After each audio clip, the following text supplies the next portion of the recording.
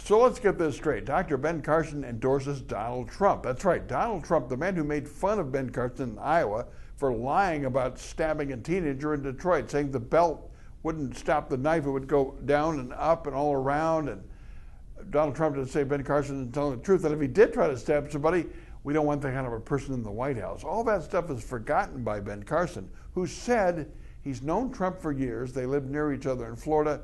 He says there's a second Donald Trump. The first Donald Trump is the one we see performing on television, up at the podium, in the arenas. People love to hear him.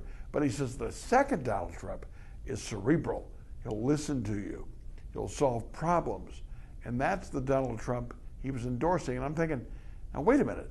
The reason we see the first Donald Trump is because nobody would vote for the second Donald Trump. His 35% needs to see him get excited, throw out the insults, and say, I want to hit that protester and all that. If he tried to be the second Donald Trump, nobody would go to his arenas and nobody would see him. He wouldn't get any votes. And then, so we've met the enemy, and the enemy is us. People blame the media for being tabloid and fluffy, but the National Enquirer still sells a lot of copies. Some of these tabloids, they still beat the LA Times, the Chicago Tribune, the Washington Post, New York Times combined. People want that stuff. They want the first Donald Trump. They don't want the second Donald Trump. Maybe that's the problem.